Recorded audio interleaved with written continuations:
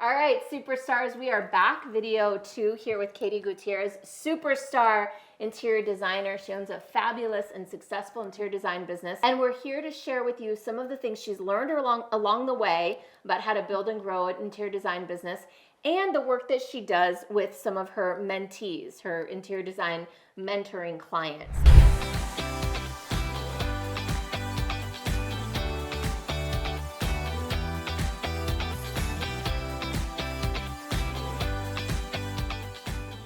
All right, superstars, I'm back here with Katie Gutierrez, my friend, my client, founder of an incredibly successful interior design business. And we're here to talk about how to grow your business by finding your unique design differentiator. And I love talking about this with Katie because when you talk about the unique design differentiator with her, basically any problem that you could ever find in an interior design business can be solved by the differentiator. So I really believe that. I know you do. And that's what makes you so special is like you really believe this and it's true. Before we get into all the ways that it can support your business, what is a unique design differentiator? Mm-hmm. I love this question and I love talking about it, as you know. So a differentiator means that you can be in a room of 25, 50 other people in the industry and be the only one that can raise your hand and say that you have this expertise. Okay, so what is your differentiator? Let's use you as an example. So glad you asked. So my differentiator is what I call biographical design. Okay. And it's a design philosophy and system that I've developed over, I won't say how long, but over a decade. Mm-hmm. And it's one wherein I discover someone's biography in order to support me in reflecting them in their space. Okay, so essentially, and I know a little bit about this because I've been with you along part of this journey. Yeah, you helped me create it. Well, you had already created it. I helped you name it, or I helped you maybe solidify it a little bit, but you were already doing this. You basically, you get in there with people and you're like, well, what do you like? Denim or lace? Yes. I remember this. And like pearls or diamonds, right? Or like sparkly or or muted things. Right. Or, you learn about, but not just colors and stuff. You're asking them about their stories and where have you been in the world and how did you grow up and right. So you're really digging into their biography. And then creating a space that when they walk into it, what is it that you always say? It hugs them when they walk in and pats them on the back when they leave. I know, so nice, because it is a vehicle of their own self-expression. Got it. So that the space feels like it celebrates their authenticity. Because that is really the root of someone's confidence. Well, okay, so what I'm hearing you say is that it's more than just making a space for somebody or a home. It's a place that serves as a launching pad for their mission in the world. Like you work with leaders. Yes. You're designing homes for people that are up to something, right? Right. Mm-hmm. And so the differentiator for you is really digging into people's life story to create a launching pad for their evolution and mission in the world. So that's what you did, but not every interior designer, you're not going out to interior designers and saying, hey, be a biographical designer like me. What is it that you're advocating? So biographical design, as it relates to my heart, is really cross-contextual, wherein now I support interior designers in creating biographically designed businesses so that their businesses are a playground for their authenticity to come out and shine inside of. That means that I uncover somebody's biography and support them in what about their biography can we design a business around. Got it. And when the business is designed around someone's authenticness and allows them to shine in their authenticity, then their business is really set up to soar.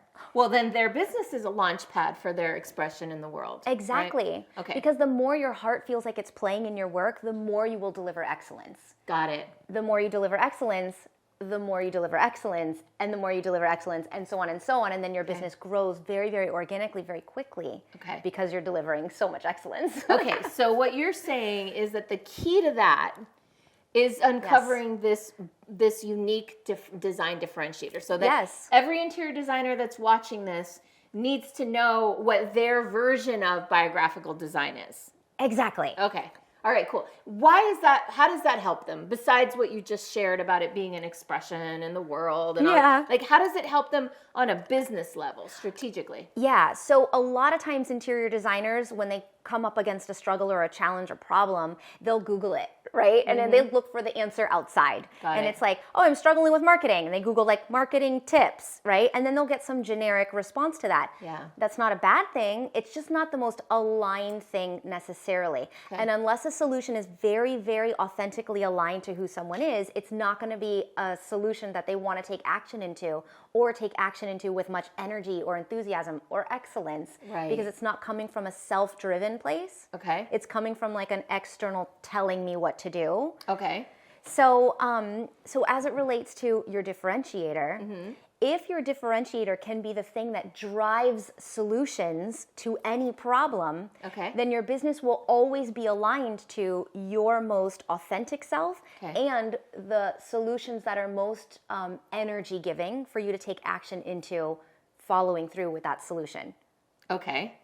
So, Katie, you said earlier that there were 5 problems that you see that a differentiator solves. What are those problems? The first one is always going to be around marketing. Okay. Interior designers often feel like they don't know what to say. Okay. And they don't know where to say it. They're like, hire me, I can design your place. Yeah. As opposed to, I'm going to make your place an authentic expression of you so it's a launching pad for your mission and evolution in the world. Exactly. Exactly. So having my differentiator really has solved all of what do I say out there in this world, because what I say is what makes me different. Right. What I say is the biggest value that I deliver to clients. Got it. And that gets the most attraction and magnetization back to me. Right. Plus people can share it with other people, like your clients. First of all, they can open their doors to their house and show people, look at how my house is a representation of me. Yes. Right? So your differentiator is good for your speaking, but it's also good for people speaking for you, I would imagine. Okay. Exactly. Second problem. Second problem I see often is designers struggling with sales. Okay. And a lot of times that means conversion rate and pricing, which, spoiler alert, is the third problem that I see most often. Okay. So let's talk about these together. Okay. Sales and pricing go hand in hand. And when an interior designer is struggling with their conversion rate, it's usually because they don't know how to get the potential client they're sitting across the table from to understand their big value. So then they talk about like standard things like, I will get a sofa delivered to your house and I will pick paint colors and this kind of tactical stuff, which is not the way a person buys. A person buys based on emotion and vision they have for their space. Right. And unless you can tap into what your differentiator is and know the big vision that aligns with your differentiator, you can't bring up a person to be like, please, can I hire you? Right. So the differentiator is the biggest thing that allows you to get that person to see that you're more valuable than anybody else. Which is where it ties into pricing. So you can charge more because you have an immediately higher perceived value. Exactly. And so a lot of times I see designers not knowing what their value is, so then they default to things like pricing per their hour. Right. And the problem with that is a lot of things. One of the problems is that there are only 24 hours in the day, and there will only ever be 24 hours in the day. That is not a scalable thing. No. So your income will always be capped at 24 hours. Right. And if you ever want to sleep, eat, go to the bathroom, have a friend over, do anything else. Have children, marriage. Yes. Right. Then that means that your income gets smaller and smaller and smaller the less amount of hours that you work. And what I am a big proponent of is work less, make more. Yeah. And you've done that. You've done that really well. I have done that. All right. What is the fourth problem and then the fifth? So the problem after that is systemizing the business. Got it. Often designers think, I'll do whatever the client wants and that's how I'm going to deliver the most excellence. But actually what ends up happening is that if you acquiesce to the client's desires, you're actually letting go of your leadership. Okay. And when you let go of your leadership, lots of things happen. Namely, one, that you work more. Right. Because you're trying to figure things out and do things differently for every client. Right. Which makes projects take longer, which means profits are less. Right. And what it also does is not allow the client to understand, you are the leader, I will follow what you say. Got it. It's very challenging to regain leadership of a project, more so than it is to establish leadership of the project. Okay. And that can happen by way of saying, my differentiator is this. And so therefore, in order to achieve that outcome, you have to follow me through this process. Got it. The way I work is. The way I work is, which is one of the most amazing things that you talk about. One of. Thank you. And what's the last problem? The last one is plateauing over time. Okay. So a lot of times plateauing over time has a lot to do with systems, and it also has a lot to do with not being energized in the work that you're doing. Okay. So activities in business growth have a tendency to like bleh over time. But if you're really tapped into the passion that you bring to your work, it's a longer term fuel for longer term growth. And the differentiator gives you passion?